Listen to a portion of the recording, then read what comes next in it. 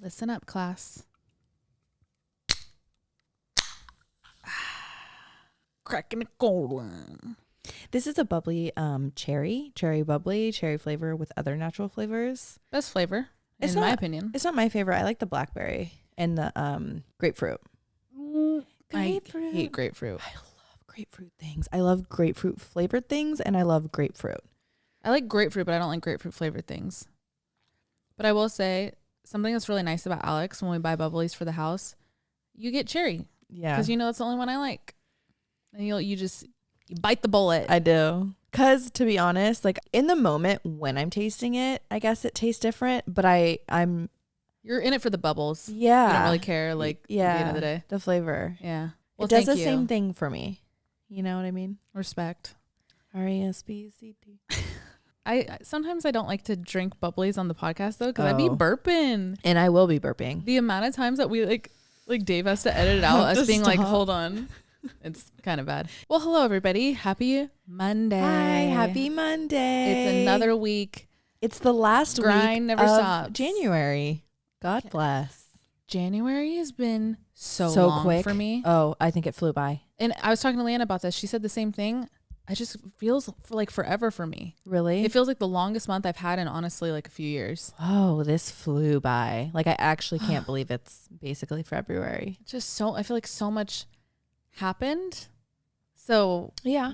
I feel like when my months are filled with events like that, Like the drags? days drag. Yeah. Okay. I feel like See, January's dragging. When it's busy like that and like when a lot of crazy shit happens, which it did this month, Yeah. it makes it feel like it flew by for I get me. that too. Like longer, emptier days drag for me. Yeah, no, I see both. Maybe it's just what happened in particular. It's different when I have busy months for like work or, you know, extracurricular like events and that like fun stuff. But when like emotional things happen, that's when I'm like, oh my God, I feel like I'm like stuck in this. I mean, yeah, I totally relate to that too. Yeah. I feel like I'm definitely stuck in everything that happened this month. Mm-hmm. And I think we will be forever. Yeah. Amen. Amen to that. This is what is another that? lip balm that I got from my mother. It's the one that my mom got us. Oh my God, it's so good. Yeah, it's a tinted lip oil by Catrice. Gloss and Cat Glow. rice. Cat Rice. Gloss and Glow. And this one's Spill the Tea. I have a pinky one too. She got us those for Christmas. They're It's just so like, good though. Yeah, it sits really nice on the lips. Do you think it's Amazon or something? Like where can people even get this? Probably, I could imagine like Ross Just Google cat rice. or Marshall's. My mom's a big TJ Maxx girly. She's a Yeah. Maxxinista through and through. She is. She's like the blueprint of their customer when they were like figuring out their demographic. Yes. It was her. Yes. She's just Maxxinista. classic girl. Hey. Hey, I Mom. think she's listening. Did she listen to all of them? She she listens when she can't sleep. She wakes Oh. up really early in the mornings. Uh-huh. And she listens and she always says, but I have to listen later on in the day because your voices put me to sleep. Thank you. She said you guys' voices are so calming and like I always like listen to the first half, but like you help me go back to sleep. Okay, that's nice. Yeah. Did anybody else fall asleep? But she does say that she listens to like the last half later on in the day. Okay. Or she has like a gym in one of her spare rooms and she has like a big TV in there, so she'll put us on when she's on the treadmill. Respect. Yeah. And you know what? In your defense, Rhonda, like early morning, some of the shit we talk about, kind of a lot for a 4 a.m., 5 a.m. conversation. So, you know. But I just picture her in bed, like she puts on her headphones, obviously. And she's like, a lot of times she says, oh my God, I cracked up or like I was crying, well, whatever. But I just like picture her in bed cracking up and my dad like, go to bed. Right. It's like 3 a.m. Yes. Like, yeah, she has a crazy sleep schedule. yeah, I feel like she's always been a super early bird. Very Just 'cause? early. All your life too? She's always worked a really early shift. Growing up, she always was out of the house before I got up for school. I think she worked like 5:30, 6:30 shifts, like almost up until high school. And I always like remember it being like a real treat when I would wake up with her or before her. And I would go like lay on the couch and throw on cartoons or TV while she left. And like, I felt like I was home alone. Yeah. But like everyone else was just still asleep and But like you all were the like lights were holding off. down the fort. Yep. I know what you mean. When I used to, if I couldn't sleep and I'd like go to the living room, like turn on my show, like felt like an adult. Like I was like, oh, this is my and like routine. the sun's not up yet. I just felt like I was like, okay, I'm You're gonna rue the day. Down. Yep. Yeah. I can One of imagine. those. I worked a job where my shift would start at 5, so I was leaving the house. It was when I worked in Oakland, so I was leaving the house at like 3:30. It was really hard at first, but I will say it was nice getting off at like 1. You have the whole day. I had the whole day. Yes.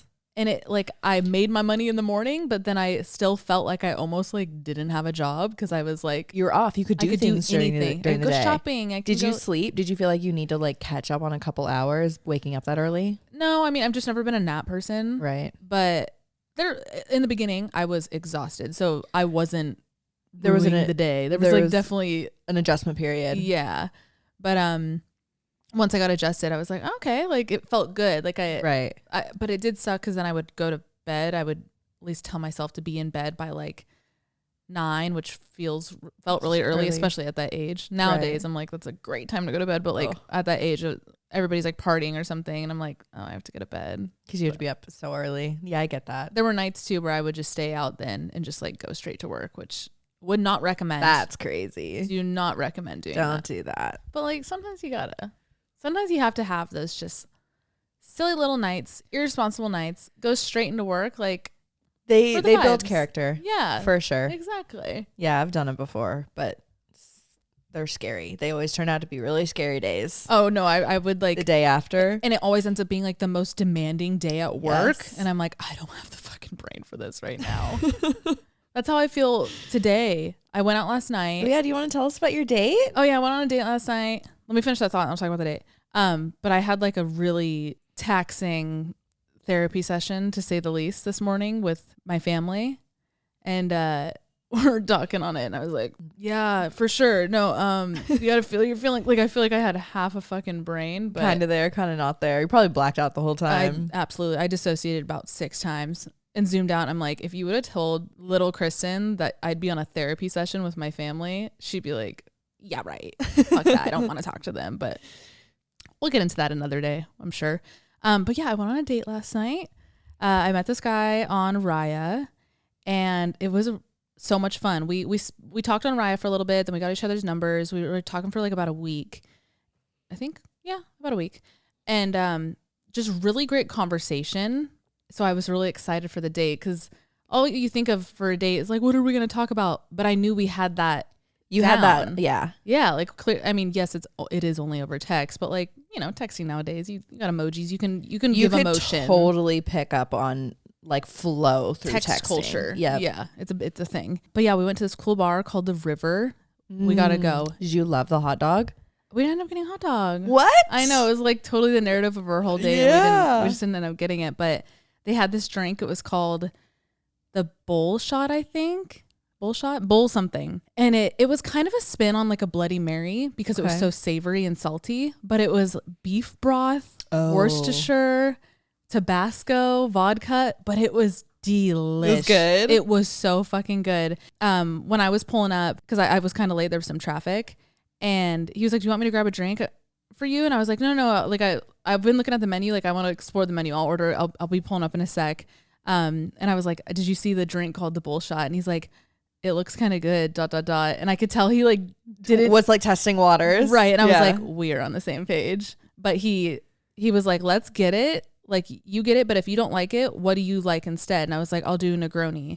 So he got a Negroni. Oh, that's really nice. I know. And then he gave me that. And he's like, if you don't like it, we'll switch and I'll drink that one. So I drank half and then he drank half the Negroni and then we switched. And then I had this, yeah. Love that. It was fun. Yeah. Really good conversation. He's like, I was telling Alex, like, I love when people are funny, obviously. That's brownie points no matter what. But sometimes people take humor like a little too far. And that's come from silly, goofy girl herself.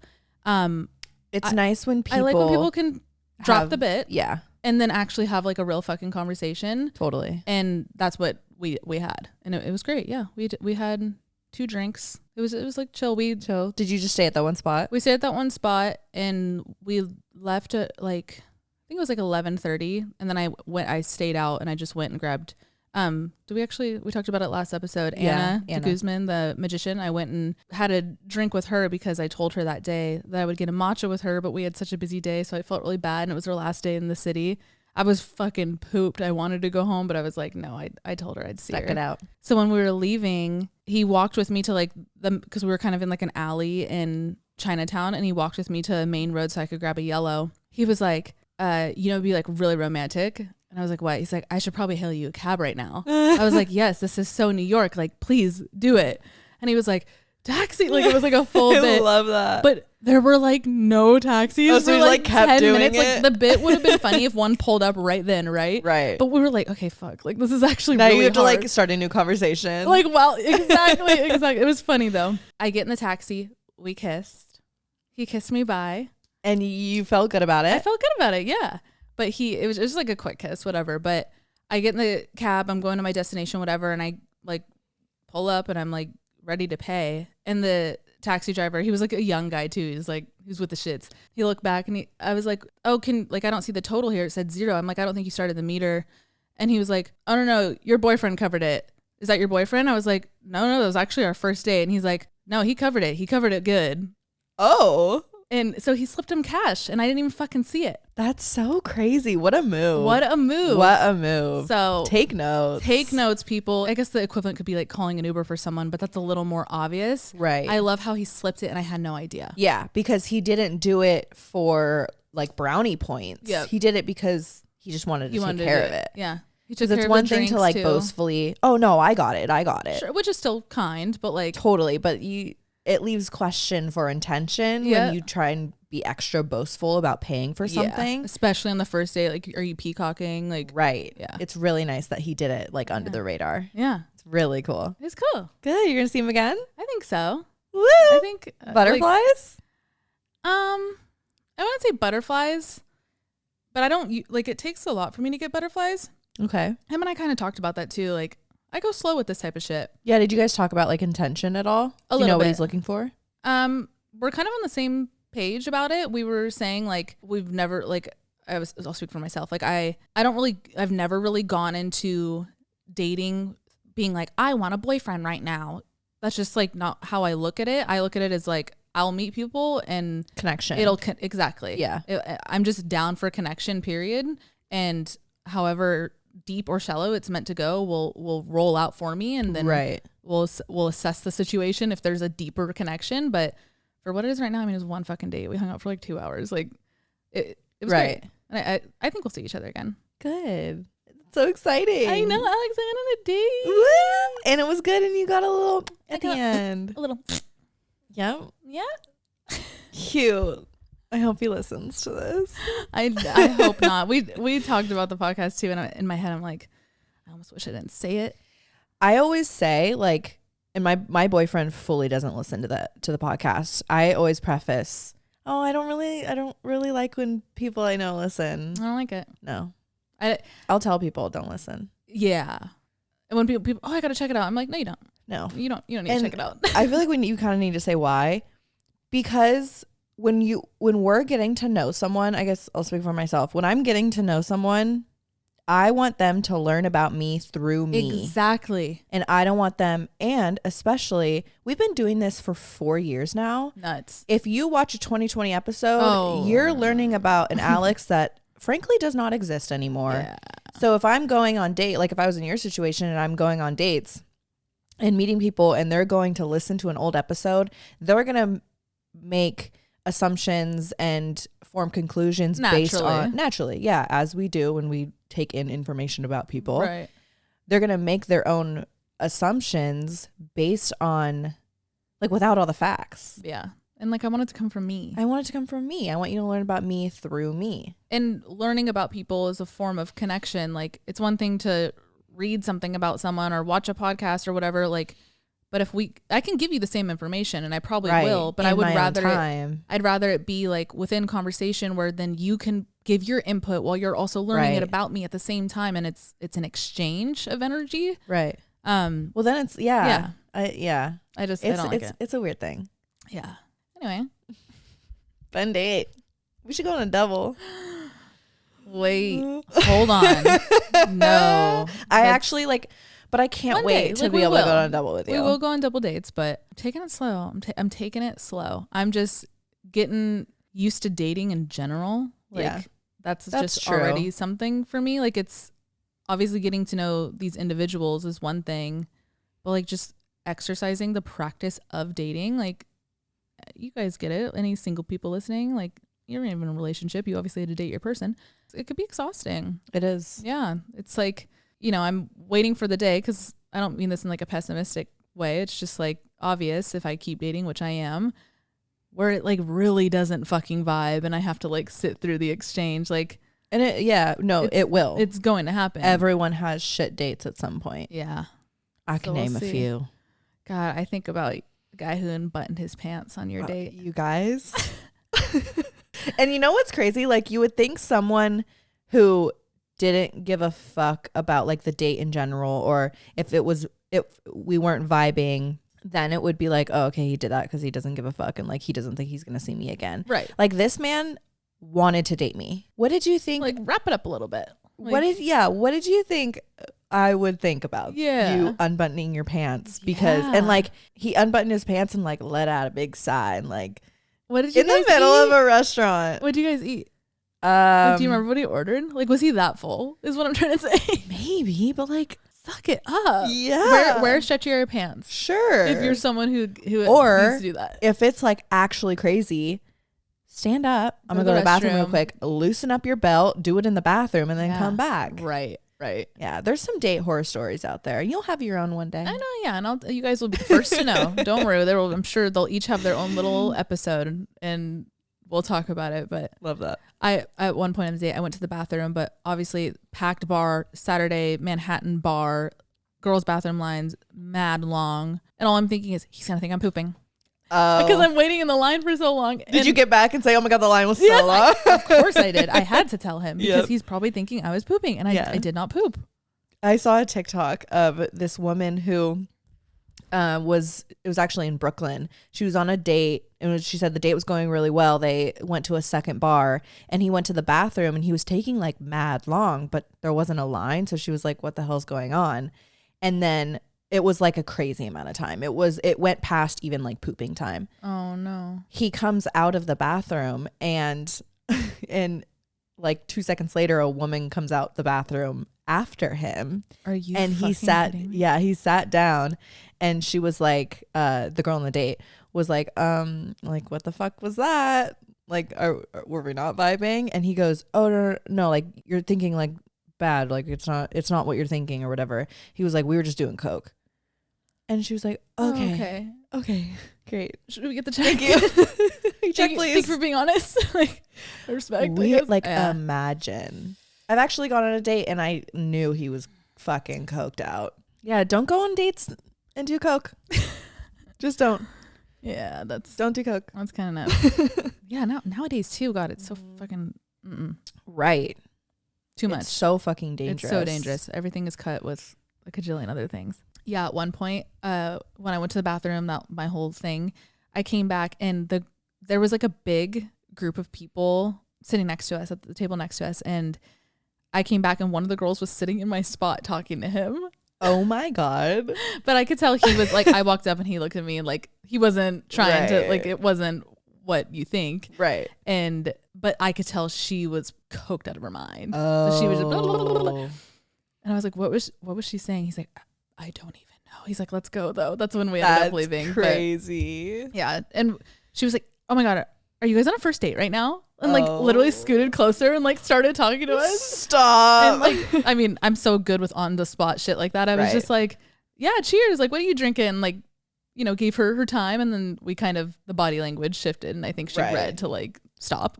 And then we obviously left. But that's nuts. Yeah. The interception there, I mean, it's a little different than the story you just said, but like, you're on a date and then someone gives someone else that's right. No, that's crazy. Give someone else attention like that. Okay, enough about that. I'll keep you guys updated. But for today's episode, let's talk about like the evolution of the episode first. Okay, yeah. So another date I went on like 2 weeks ago. Did I talk about this? I don't know if I did. Yeah. Like how I met him originally. Because I think Or that might have been maybe Patreon. not. Well, whatever. I'll say it again in 2 seconds. I met this guy.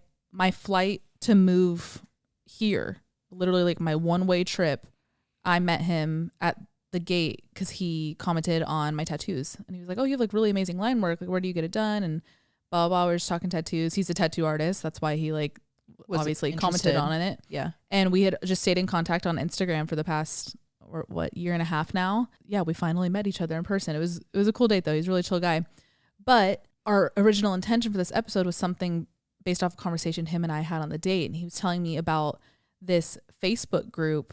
It's called Are We Dating the Same Guy? I think that's what it's called. It has like over 100,000 members. You have to like be accepted to get in. That's crazy. And it's people telling stories about men in their area that, you know, maybe played them or did something like really fucking toxic. Just pretty much Like warning other women. You know what's crazy is I think when we first talked about your breakup with Tanner, we had talked said, about I wish we yeah, could fucking put him on warn a list. people. Yes. That he is a monster. You should join. I might have pressed join group already. You So did? I'll keep you updated. Love that. But the thing with this group, well, we originally wanted to go in and read some of them, but like I said, you not only have to be accepted, but it does say like you can't talk about this group publicly, which honestly in hindsight I now understand. Like, yeah, because I guess people are giving out some like it's location based, right? So you're giving like details it that can just be- shouldn't be on the internet. Yeah. So And I don't know. They're like the purpose of it's not like Reddit where they're trying to get other people's opinions. Like Yes. the purpose of the Facebook group Is is to to like save people. Yes. And like share valuable information. Right. And I even read that a lot of people, like the group itself, the post itself, are vague. And then you message the person if you think it's in line with your story. It's not just like you're talking in the comments. I'm sure there's some of that exchange, but like you message the girl And you're like, directly. wait, is this John? Exactly. And then you Okay. can start talking some more information. But yeah, we thought that would be entertaining to read, but we will not be doing that. Side note on that though, I was kind of thinking about it. Like, yes, I see the intention there. Like we said, even with Tanner, like I wish I could put him on a fucking list to warn all women. I also can imagine there's women that go on there just to bash. Yeah. And that's You're where right. there's actually a lawsuit, or I'm sure there's a few, but there's one that like I was able to read about briefly of this guy like actually suing for defamation because Everyone's biased in the information that they put out there. and like you had a bad experience with them and like Right. we'll even go back to like the Tanner shit, which I'm being optimistic right now. But like There's maybe hope. that was just our exchange. Maybe he Right. won't ever do this again to somebody else, and I hope not. But I digress. Yeah, so I was thinking like it'd be entertaining, but it's also like kind of giving a platform to people that maybe don't need it. Right.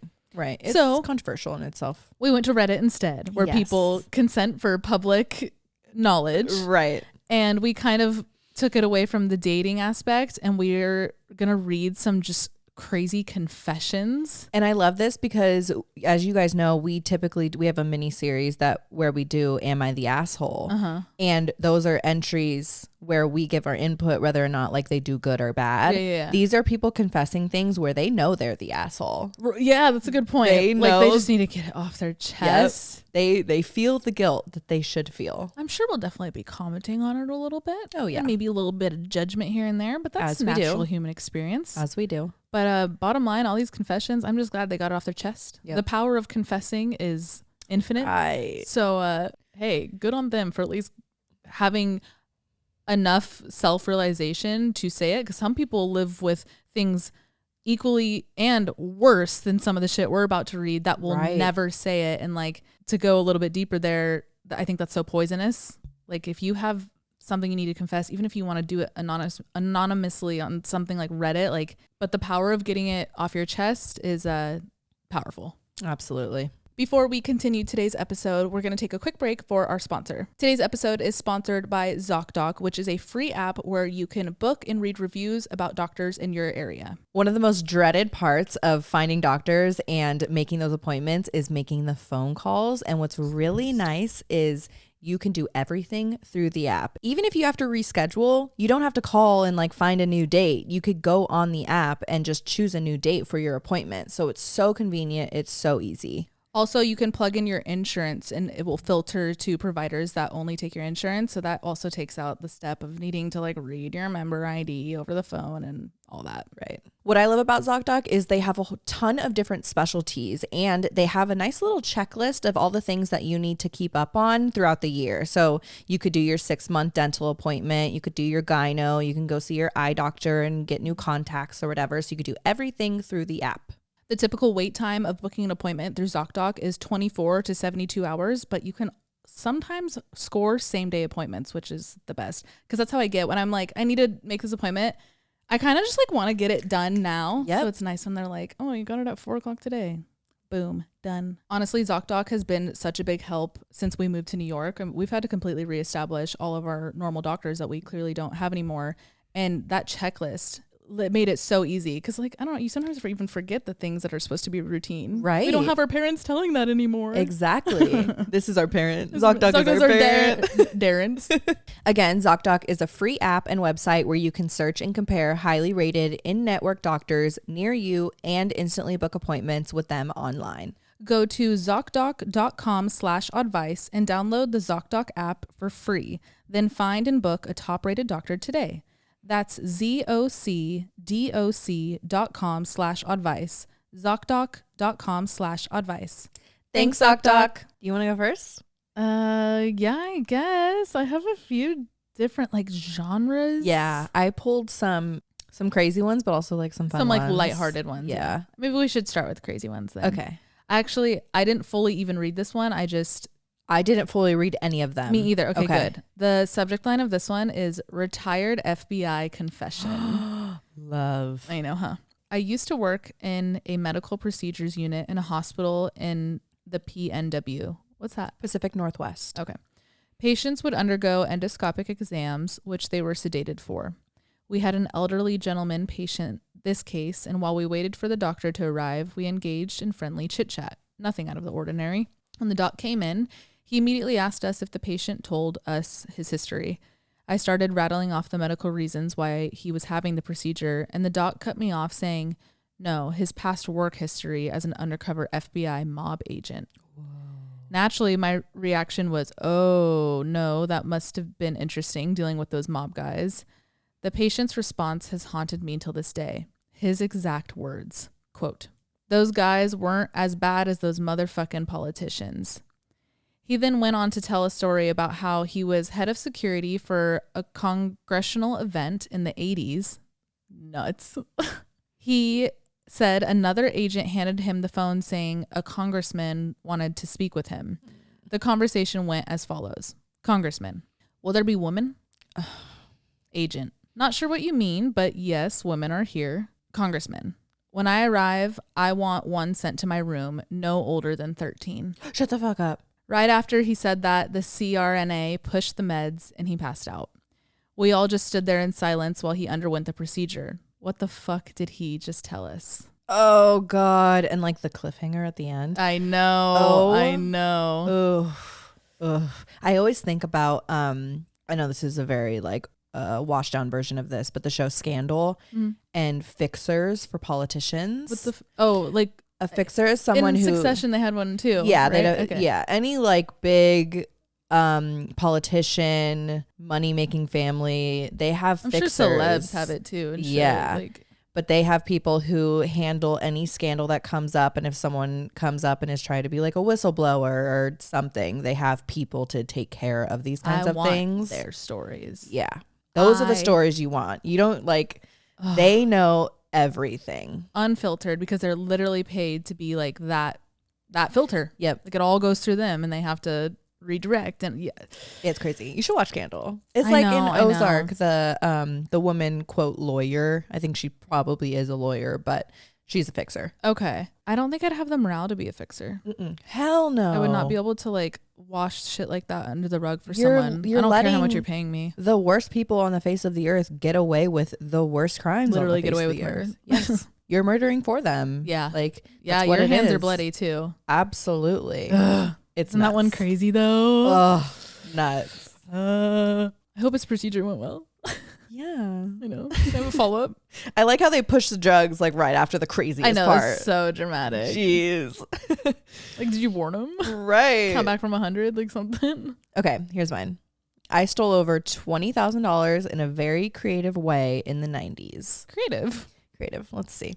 I worked at a fast food chain in the 90s when I was in high school. When I worked there, they were in the process of phasing out denominational gift certificates, $5, $10 to $25. The way it worked was if you spent more than half of the certificate, they gave you the cash back. So if you ordered $5.50 worth of food and gave them one of the $10 gift cards, they gave you the $4.50 back in cash. My manager was in charge of destroying all the existing certificates as we transitioned to the more traditional credit card looking gift cards. So my manager said he shredded the certificates like he was supposed to. But one night when I was closing, I found 2 boxes of the gift cards tucked deep in the dry storage room. They were filled with the certificates that were supposed to be shredded. So I scooped them up, brought them out to the dumpster in trash bags, and threw them away. After we closed, I came back and covered the back and brought the certificates home. I counted them. There were 1,000, $25, $1,000, $10, and 500 $5 certificates. None of them had expiration dates. Total haul was $40,000 in fast food certificates. My manager never said a word. He couldn't. He had reported them destroyed weeks later.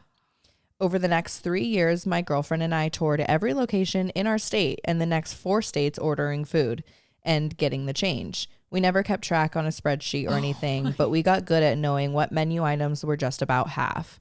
After the first year, we started saving the change in a shoebox and let it build up. I bought my first car for $7,800 cash from the change. And for some reason, a kitty cone was $1.05. If you gave them a $5 certificate, they gave you back $3.95. We threw away a lot of kitty cones. Oh, damn. My gosh. Good for you. Eat the rich. Eat the fucking rich. That's so cool. That's such a good point in the beginning where it was saying like they were transitioning from the gift certificates to the traditional gift cards we have nowadays.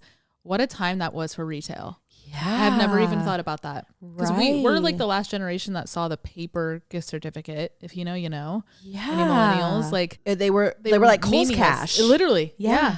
And they had to That's convert. nuts. That's $20,000. Oh, I'm so jealous. I'm so proud. Like, I'm that's so jealous of you. Oh my God. I that's like that could be a good movie. Yeah. Like following the couple. Like that's very like Bonnie and Clyde. Like yes. And I picture like McDonald's. Yeah, I'm like picturing you're McDonald's. for sure going into McDonald's and order. Like, okay, you said a kitty cone. I guess What's that? like a I think like a cone. Like a soft serve? That's what I thought. Maybe. Yeah. Maybe.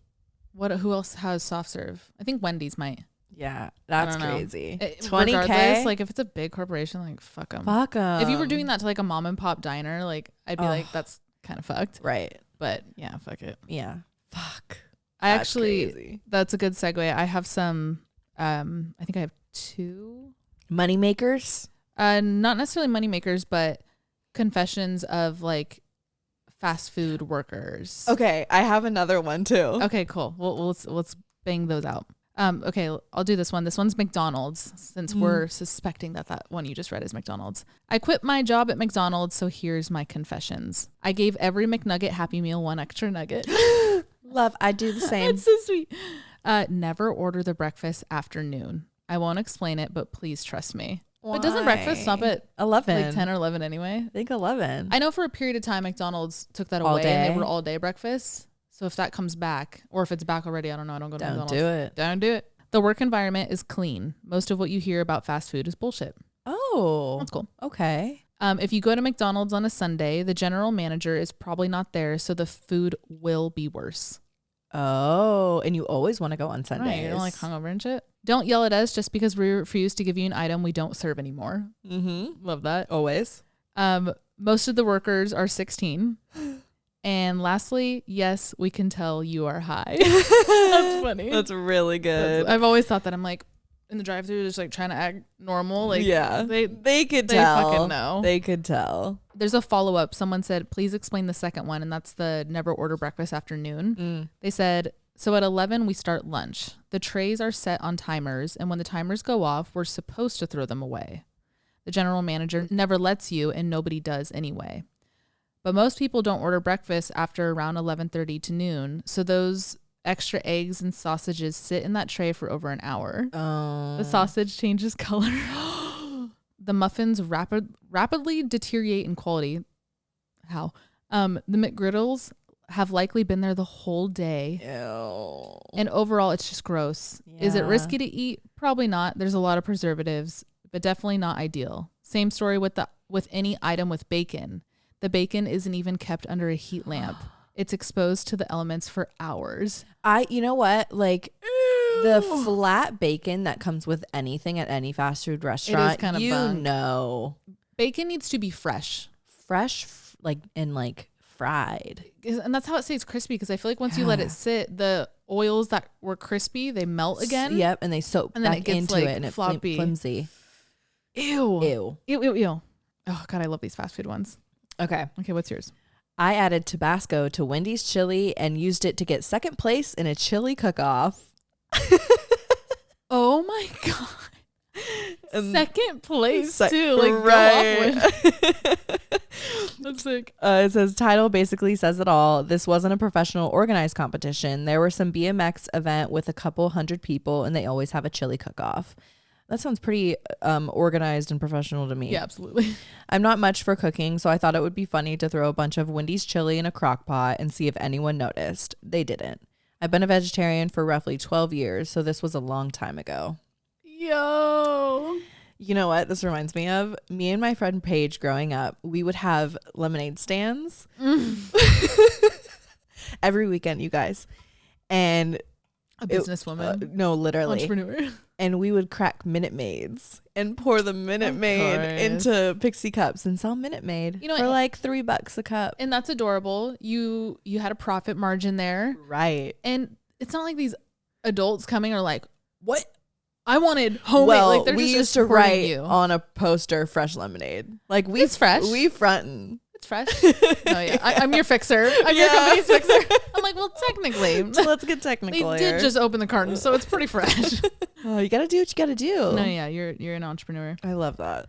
Okay, so I have another fast food one, but to that like cook-off one, I wanted to read this like literally one sentence one. My grandpa, a Sicilian man blessed with cooking skills, told us on his deathbed that his famous meatballs were actually frozen meatballs from the grocery store. I love that. I bet you so many people do that. Oh my God, yeah. Like, oh, can you bring your famous casserole for Christmas? Yes. And then it's probably like the Safeway one that like is in the hot food section. Absolutely. And you don't even ask. You're like, oh my God, this is the best thing I've ever tasted. And that's placebo effect. Yes. You think it's like made with love from one of your favorite people, and like, no. They just put it in their own dish and then called it theirs. There's an episode of Friends I would never. No. God, no. I wouldn't have the balls to do it. Fuck no. I would feel like someone's gonna find out. Yeah, no, I wouldn't. That would be my deathbed confession. I wouldn't be able to live with that. And I love that he did that literally at the last minute. Last breath. On his way out. Those are store-bought meatballs. They're like, what brand? He dies. That's really funny. There's an episode of Friends where Monica's trying to figure out Phoebe's mom's or grandma's like famous cookie recipe. The grandma. We watched this episode over the holidays. Okay, yeah. Her grandma's like really good cookie recipe, and Monica's like tasting different cookies, like doing different combinations, and Phoebe reads off like what she remembers from the recipe list, and Monica goes and grabs a bag of Nestle cookie mix, and she's like, is this the fucking recipe? So the whole time, they're like trying to. Phoebe's grandma had made Nestle Toll House cookies. Love that. That's really funny. That's probably very common. Okay, let me see the fast food one though. So this one's from an ex Starbucks barista. Oh, so let's throw Starbucks under the bus a little bit. Let's do it. Maybe. All the pastries come frozen and we defrost them. Wow, I didn't know that. We think they're overpriced too. Don't complain about the price. If it's too expensive for you, then Starbucks is not the place for you. Everything is overpriced here. Dunkin' Donuts is cheaper, and even cheaper is just like going to the grocery store. Right. This person has attitude. Yeah, they do. Lots of the syrups are made with milk and or honey, so they are not vegan. This is problematic for customers who pay extra for soy milk because they want to avoid animal products. Oh shit. That's actually kind of crazy. Cleanliness and freshness really depends on the individual location. I worked at a 24/7 location with some of the highest traffic in the US, comparable to Times Square Starbucks. Whoa. And I assure you that hardly anything was properly sanitized and things were not always fresh. We tried, but it's very hard to keep up with the cleaning and such when you have 50 customers in line and people yelling at you wondering where their drink is. Where's this location? If it's not Times More Square. than Times Square? I don't know. Maybe like Vegas? Tokyo or Vegas. Yeah, that's fucking nuts. If you're rude, chances are you might get decaf shots because fuck you. If you're rude and you order a skinny drink, some might use real syrup and it goes straight to your ass, bitch. Love that. But no one would ever do anything other than this pettiness. It would be super fucked up to actually ruin someone's drink or make it gross. If it's rush hour and you ask for a complicated drink, we hate you. We're supposed to regularly, that is the hardest word in the English language. It is Regularly check and log the temperatures of the milk carafes that are available for customers to use, but we get so busy that the milk usually has been sitting out for hours, rising above safe temperatures. I don't even think they do that anymore. What? Any Starbucks I've been to in the past few years, the public milk next to the sugars and like the napkins. You probably have to ask for it. Maybe that was like a COVID thing that changed too. Yeah. I feel like I haven't seen it. The ice machines are probably nasty. I don't think we ever cleaned ours in my 2 years of working there. Shut the fuck up. Ew. Iced coffees and iced teas are automatically sweetened using simple syrup. You can switch for another syrup free of charge and ask for fewer pumps if you prefer it unsweetened. Duh. I feel like that wasn't like a whistleblowing move right there. Like, no shit. We're supposed to sanitize the foaming nozzle between drinks. The container holding the sanitizing agent gets super nasty very quickly from all the milk, but it doesn't get switched often. That makes me also think of, when they're like the hot air thing when they're for steaming milk and that rag that they... I think about that rag all the fucking I need a time. documentary on that rag. I need someone to fucking swab that rag.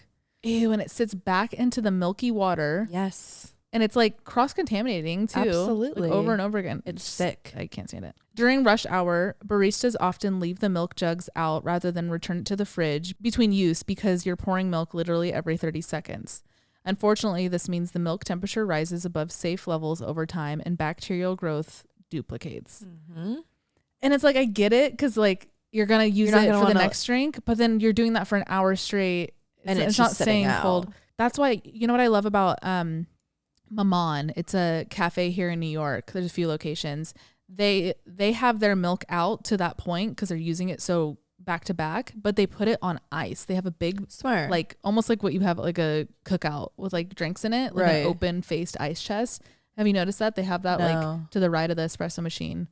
Yeah, I always be watching them. Yeah, they do it well. Maman's great. I love Maman. Maman is amazing, and their food is so good. Oh, and everyone who works there is like, you could tell they like their job. Really cool, really nice. Yeah. Yeah. And it's like bright and like fresh. Romantic. It feels like you're in Europe. It's a French cafe. It's just, I love it. I love it. Please don't order a special secret menu drink. There is no secret fucking menu. Tell us what you want in it and we can make it. But if you just tell us a ridiculous name like Snickers Crunch Frappuccino, chances are we probably have no clue how to make that and we'll probably just make it up as we go, which it probably will end up tasting fine anyway.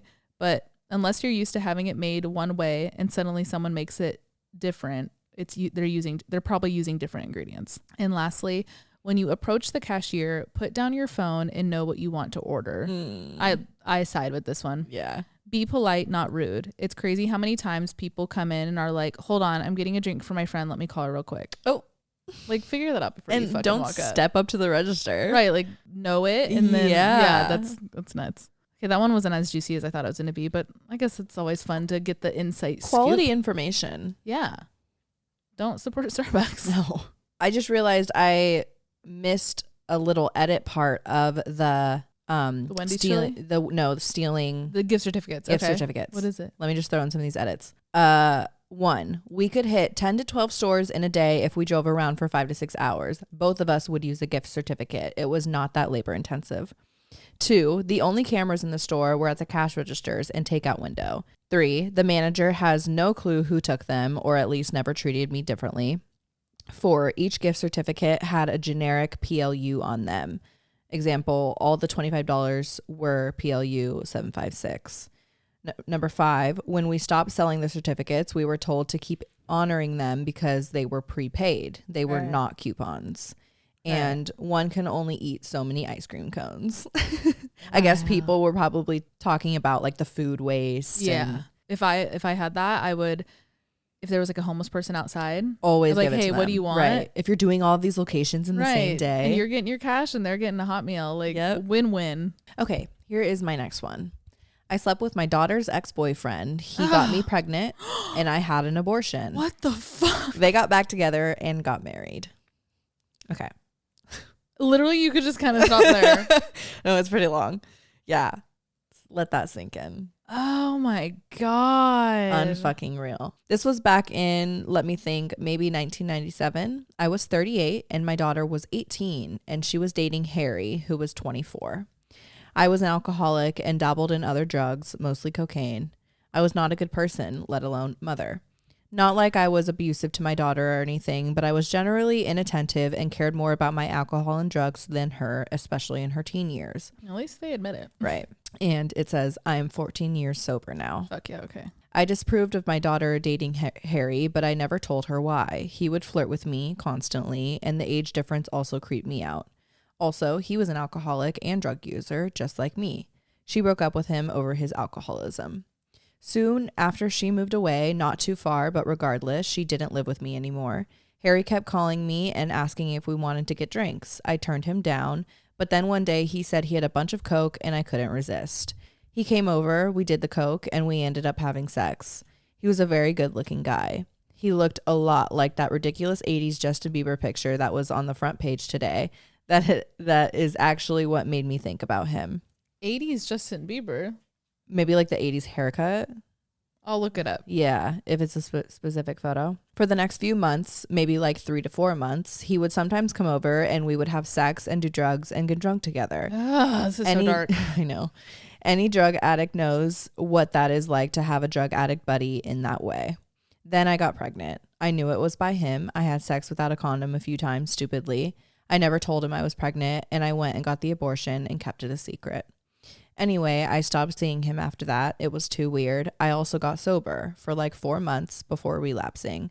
Fast forward 2 years and my daughter contacts me and tells me that she got back with Harry and that he is fully sober. I was mortified, honestly. He was going to tell her that we slept together and she is going to hate me for life. They came over one day and I said hi, and when my daughter was gone, Harry told me that there is no reason to tell her about what happened. I agreed. It's been 16 years of marriage on their part. They have a kid together. Harry got cancer, then beat it. I got sober. That's basically it. I don't see them very often. They live in Texas and I live on the East Coast. But whenever I do, there's always that tension between me and Harry. It's literally the first thing that comes to either of our minds. I can just tell. Not like sexual tension, like why did we have to do that? What the fuck is wrong with us kind of tension. I think about this often, especially when I see my grandson. I always think that could have been my son if things had gone differently. Oh. But wow, what a disaster that would have been if I decided to keep that child. I don't like this one, Alex. Yeah, this one's really icky. This one's I'm sorry. really bad. This one's really icky. They had a kid. I think that she should know. 100% she should know. She should know. Yes, it's going to fucking rock her world, and it like sooner than later would have been ideal here, but like fuck. That's crazy. Like, you should respond to that one. That's so nuts. I'm like nervous laughing. No, right now. no. I'm like my hands are sweating. That takes a lot. To That's happen. crazy. I'm stuttering after so long, and it's amazing that they both got sober and like it seems like they've fully turned their lives around. But it makes it all more real. Like they're not allowed to like drown in what happened. Yeah. They have to live face with it it now. Yep. Yeah, that's true. I don't know. Once there's like fucking kids involved and shit, like I don't know. And they've been married for 16 years, it said? Yep, 16. Okay, this next one, The subject line just got me. I won the lottery 5 years ago and haven't told anyone. Ooh, me. I just got engaged. Yeah. I wouldn't tell. I wouldn't tell. I would tell you. Yeah. But like probably just you. Yeah. Like they say not to tell anybody because I mean then you're a fucking target. Yep. Depending on how much you won. But I mean the lottery, it's gonna be good. Maybe he'll say how much. So after my taxes, my winnings came shy of $4 million. Love that. I paid off all my debts, hired an accountant, fixed some things on my truck, and put most of it in my savings. What a guy. Right. Like hot. I kept my job. I didn't move. And I kept my fucking mouth shut. I love this guy. My brother is a meth head. My sister is a spiteful whore. This is nuts. This guy is crazy. And my mom still blames everything on my dad who died 10 years ago. So I didn't want them scrambling to pretend to give a shit about me just for the cash. Fucking valid. Yep. I've been dating a girl for about 3 years now and recently asked her to marry me. And she said yes. I bought a modest ring just over what people would expect given my known employment. This weekend, I plan to lay everything out for her and I can truly know if she's in it for me and not the money. Wow. It's going to be liberating to be able to buy what I want and take care of my friends, and this has totally been worth the wait. And then there's some edits. It says, addressing a few things as this spawned some serious discussion. We've already talked about prenups several times and both are for them. She makes enough to support herself and we're both financially independent of each other. I do plan on offering to pay for any legal fees if she wants counsel on the prenup. Love that. I've helped a few friends with small things financially, and most have paid it back. No, you cannot have any of my money. That's funny. For those of you who feel entitled to know the financial ins and outs of your significant other's life while dating, that's your view. We're both adults who had careers prior to dating and have never needed to get into what's in your account sort of shit. Or do you have this half of the bill? I never told her I'm loaded or broke or gone over what my portfolio looks like because it hasn't come up and I'm fine with not knowing hers. There's more, but I want to stop there. How do you feel about that? Not knowing? Yeah, like what's like your stance, especially now in like an adult relationship with knowing your partner's financial situation? I feel like I could go either way. Like we do know each other's financial situations because we're just like vocal about it. Like right. He early on in the relationship, he got a promotion and a raise and he was like, this is what I'm getting now. Yeah, and like, it was just one of those conversations. Organic. Yeah. It was all of our talks about money are always organic. And ultimately, I guess as long as you're on the same page about it. Yeah. We're on the same page. And we always say this about every aspect of our relationship, but we never go into anything with judgment. Right. So now that we know judgment is off the table as far as any financial situation that we're ever in, that's like where we could be comfortable with each other talking about finances. Yep. No, yeah. I feel like as long as you guys have the same standard for that, like that's all that matters. Like what this guy said, they both didn't care to know the details, so it worked. Yep. It says, I do enjoy my job and the people I work with, so it's been easy to stay on. My returns net me about double my salary, so I've been saving quite a bit. I plan on buying a new vehicle for her as well if she wants one, and a house, and paying off my friend's student loans, and taking some time to travel. What a dream. A good friend of mine reached out to me earlier on and let me stay with him for close to 2 years rent-free. Well, I kicked a drinking habit and got on my feet. He's the only one I'll be pouring any kind of cash to. And it couldn't go to a better person. He has a newborn daughter and will get a college fund. And I'm also paying off his school debts and his house. This is how you do it, people. Oh my God. I think this is how the dinner went where he told her. Ooh. So my plan was a relaxing evening on the odd weekend we both managed to be free from work or other plans. We went to an early dinner at one of our favorite Italian places, an inexpensive little diner nearby with great appetizers. Love the description. Right. And then finally went to go see Star Wars. After the movie, we grabbed some beer and wine for the evening and went home to relax. Skipped the weekly small talk about work, friends, and accompanied by a few drinks, I told her I wanted to be open about everything with each other leading up to our marriage. She got kind of quiet, a little guarded, and said, well, yeah, so do I. Pausing with that look people get when they want you to keep talking. This guy's a really good writer. Yeah. I told her we were never truly going to have to worry about money. and that she could do whatever she wanted with her job or stay at home or change careers, anything, because I had north of about $3 million in the bank. Her response was the slow, "What are you talking about? What a fun surprise." Right? Like hot. I got up and pulled a financial statement I'd printed out and stashed in the coffee table drawer and handed it to her and told her I'd won it all a few years before we had met. This is crazy. Why am I like tearing And it's like, this is really cool. Yeah. She started crying, like sobbing, uncontrollably crying, and looked terrified. I got really worried and started explaining I kept it hidden because I didn't want my shitbag family hunting me down and that I didn't want people around me to change or I didn't want to lose my friends. Then she started apologizing, saying she should have told me before I proposed. She has about $40,000 in student loan and credit card debt and thought that was going to break the engagement. She thought I was so financially responsible that there was no way I'd take on that debt because she never told me about it. It's why she'd been so open to a prenup in vague conversations that we had about it before, and why she had never brought up or talked about money. Wow. So after a long conversation about openness and trust, even mentioned some of you cynical bastards' opinions, we hashed out some ideas, what we would agree on for the prenup in regards to premarital debt and assets and all that. I'm going to pay off her debt and after we're married, so the tax issue is less of a concern, and all of my winnings will remain mine should we divorce. Interest and dividends will be marital assets. All told, I'm very pleased with how things played out, and we're in a great place for it. We're working with an attorney and my accountant this week. I'll be putting my 2 weeks notice in at work. She wants to keep her job, but will request some time off so we can take a vacation and settle into actually enjoying some of the money. I talked to my friend about paying off his house and all that. He very firmly refused anything for himself, but was very grateful for the offer and to set up his daughter's college fund. I'm going to keep leaning on him though. I think he'll come around to accepting some repayment of the kindness he showed me.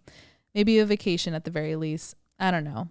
That's all, folks. I'll check in from time to time again if you have any questions. Other than that, happy Monday. No regrets. He said happy Monday. I love this guy. This is why is that making me emotional? Yeah. This is such a cool entry. Because it's just such a rare perspective when it comes to money. Mm-hmm. And it's very refreshing to see. Like, these are the type of people I want winning the lottery. Yes. Wow. And so special. Her being able to be like, I didn't want to tell you. Like, that's so valid too. Like, yeah, wow. Totally. He got really lucky with her. I Uh-huh. mean, and the fact that he was able to keep it on the low for so long in the relationship, like he really knew that she loved him for him and not for the money. I hope they have the best life together. Oh my God, that's so precious. Yeah. That was a long one. Sorry. Look at my socks. Are they frogs? What are they? Monsters. Monsters. Oh, Are they kind of scary? scary. Check them out, guys. The little pink heels, cute. Yeah, they're actually kid socks from Target. I stole them from my niece. Fuck that bitch. They are a little small. Yeah, she's small. My first two tattoos on human skin, other than my own, were on two 13-year-old children. Not mine. Not mine. Not my kids. Guilty. I am one of those ill-advised deviants, 41 female, learning to tattoo from YouTube videos on an Amazon tattoo machine. Although I've worked hard to make sure sanitization comes first because I've seen the aftermath of infected tattoos, and I bought some good quality black ink separately. I mostly got the machine because there are so many small, simple tattoos I want to get. I would rather save my money doing the simple ones myself and getting the bigger, more complex ones professionally done. So my intention was not to really work on other people. I started on practice skins and finally felt comfortable trying one on myself last week. It turned out fine, but I had trouble getting the depth right. And I mentioned this to my friend. She offered to let me practice on her, so we made arrangements for me to come by Friday. I would not. No. I showed up Friday with all my supplies, and as I was setting up, two of her kids were sitting around watching me. She came in and told them, "What did I say?" They jumped up and ran to the laundry room. So I laughed, asking, "How'd you manage to get those kids to do laundry?" There are 5 of them, so the laundry really sucks. That's when she told me she made a deal with the 2 oldest kids, both 13, that if they did the laundry, they could each get a tattoo. Oh my God. You guys, my jaw was on the floor. I never ever thought I'd be in a position where I was faced with the prospect of giving 2 children their first tattoos. These kids love me, so I didn't want to be the asshole to tell them no. And in my state, it's apparently legal to tattoo minors with the parents' permission. I don't think I've ever Googled something so fast. Then their mom, my friend, decided to cook dinner and had them go first. So the first and second tattoos I did on anyone other than myself ended up being on 13-year-old children. One of them got a cross on his leg, and the other her first initial with a cross together on her stomach. Whoa. They turned out okay. Thankfully, they were simple, and the kids were troopers and didn't cry or anything. That's good. But I feel really guilty knowing they're going to have to live with these mediocre tattoos for the rest of their lives. Then today, my worst nightmare happened. The girl texted me letting me know her friends, quote, loved her tattoo and now they all want one. Now I'm having to tell her no, I'm not tattooing another literal child, even if their parents say it's okay. No. I'm not trying to go to jail for this. I'm pretty sure the charge for tattooing a minor is written like, quote, unlawful penetration or something too. So I'm extra not trying to get charged for this. I'm kind of upset with my friend for putting me in this position, but I guess if she's fine with it, then I need to get over it. It just felt so wrong. Wow, it feels better to get it out. Thanks for letting me share. Say no. Yeah, that's kind of nuts. Say no. That's crazy. Even if your friend's like, yeah, I don't care. Be like, I literally just started doing this. I'm not tattooing your 13-year-olds. Yeah. That's crazy. When I was 15, we were in Vegas. I was with my parents, and at the time, I don't know if this is still the law in Vegas. Probably not, but the law at the time was what they said. With a parent's permission, you can get a tattoo, and my mom was totally gonna let me do it.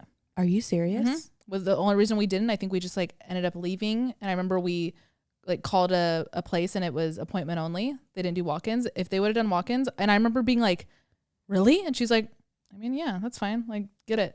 Do you know what you would have gotten? I wanted a star on my foot. I wanted it so bad, Alex. Of course you did. You're 15. I was like emo. I was like, I need this. This is gonna express myself. And yeah, I'm like, I don't know if you're listening to this, Mom, but like, kind of nuts of you to just be like, yeah.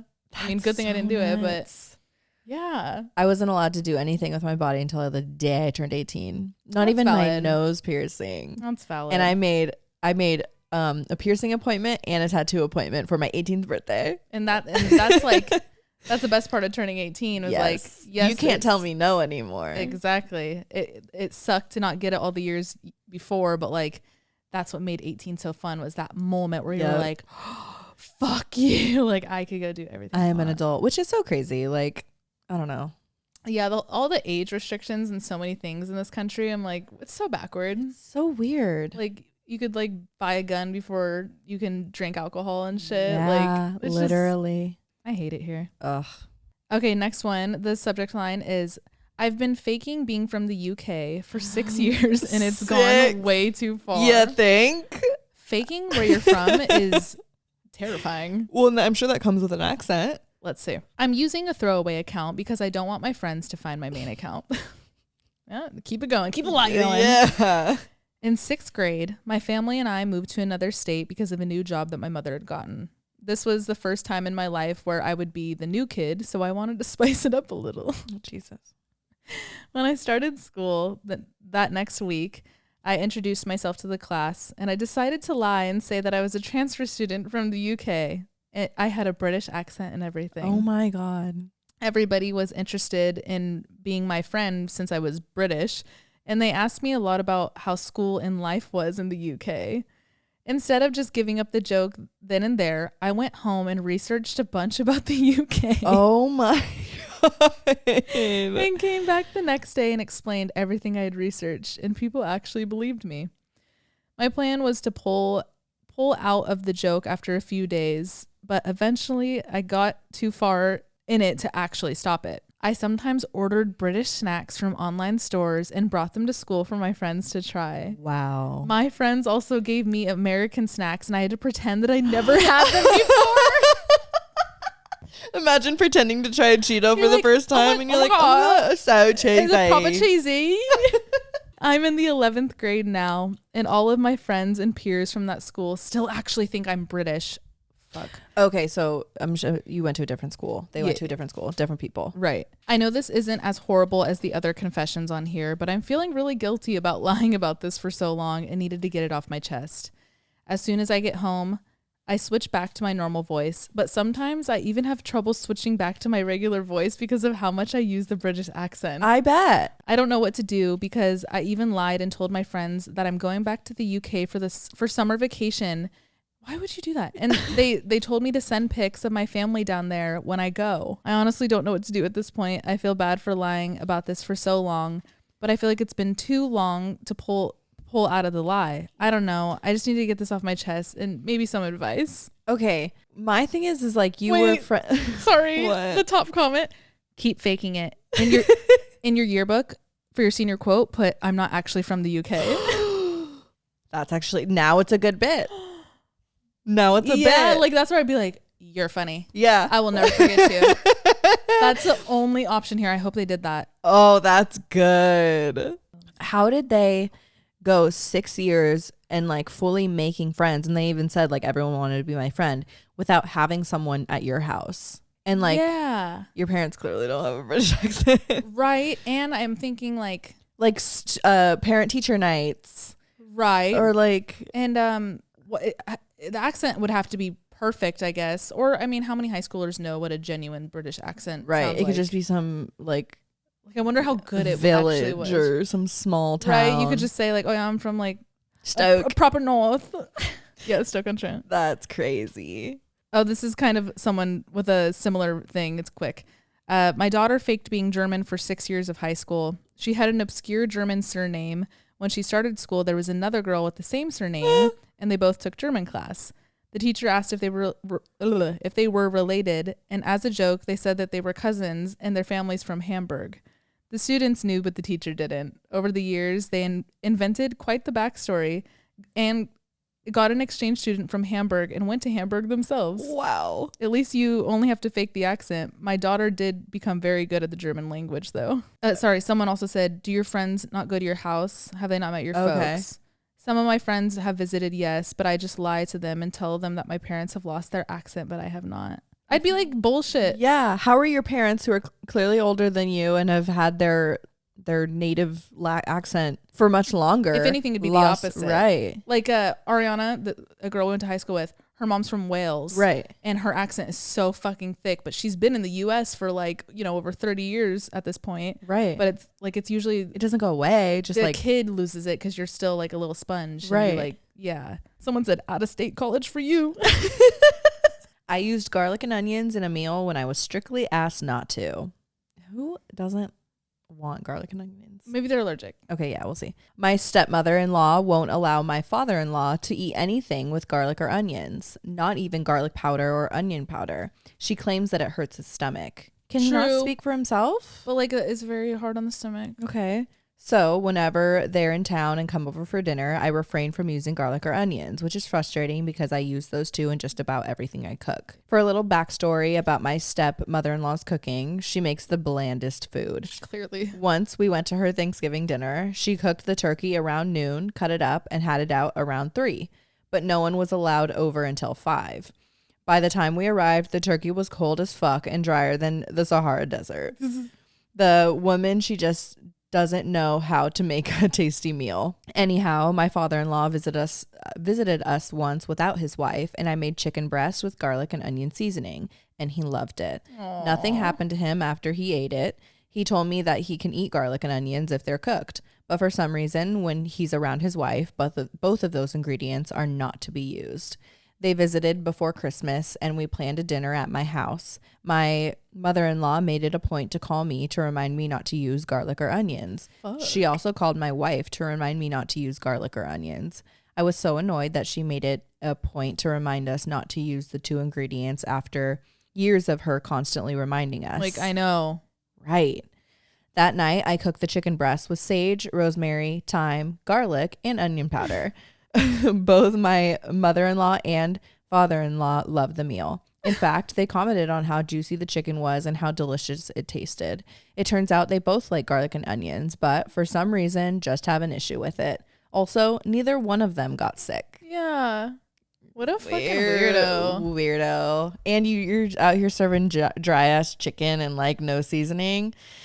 Weirdo. Wow, this is so good. Yeah, because the two most beautiful flavors on planet Earth are in it. Your season. Oh, that's what we call seasoned food. Flavor is. Yeah. Super crazy. Yeah. What a little bit of flavor will do. And they probably left and she was probably like, see, honey, we don't need garlic and onions. See how good she did that? And that was just with sage and thyme. It's like, no. There's garlic and onions. Okay, my next two are deathbed confessions. Oh. It says, not my story, but that of a hospice worker who I spoke to in one of my classes.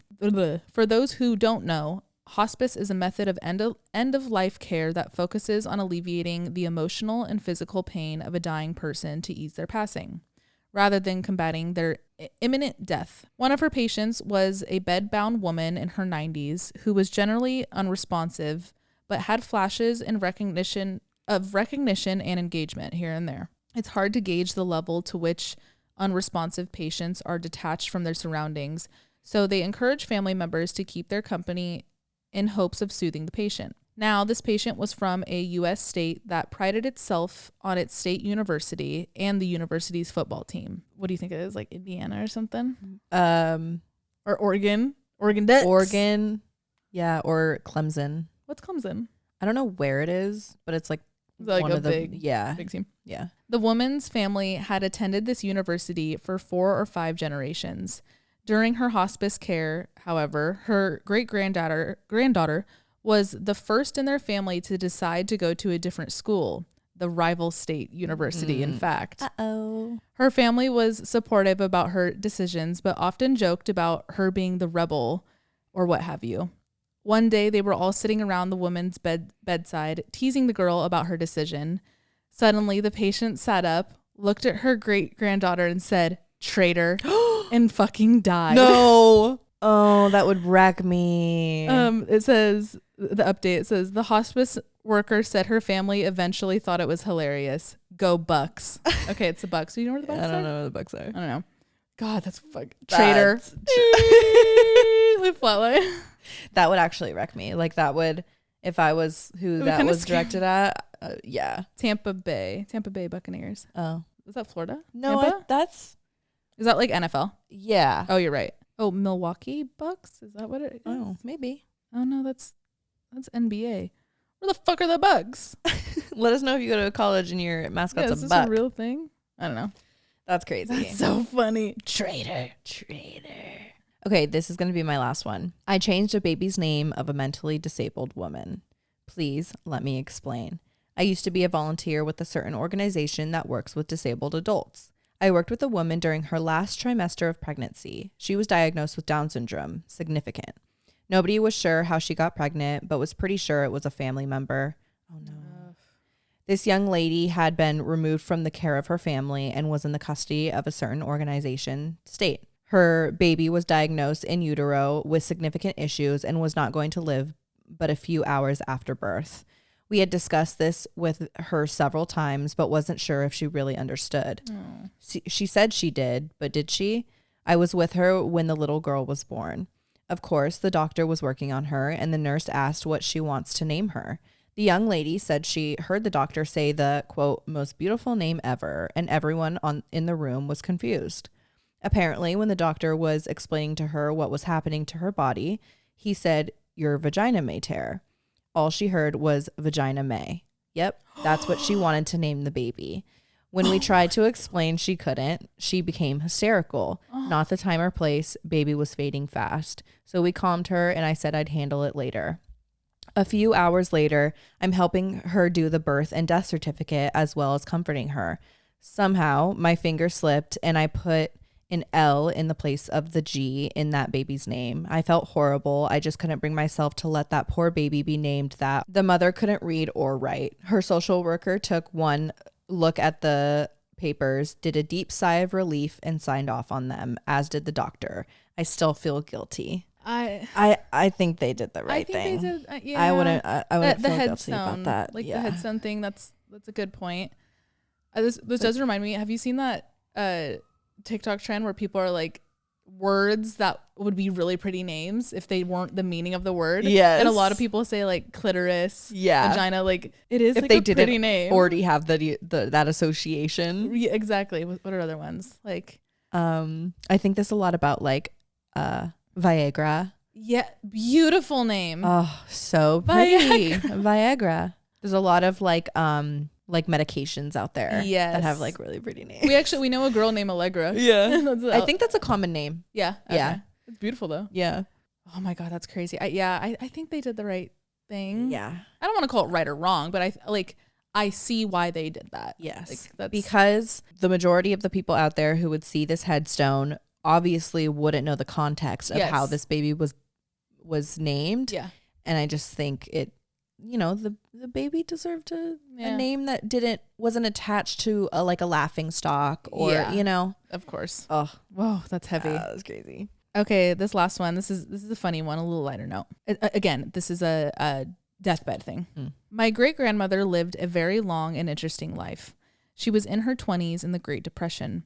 She had a wild streak from those days that we don't know much about, to the point that we actually don't know our great grandfather's real name. Wow. Just the husband she talked about.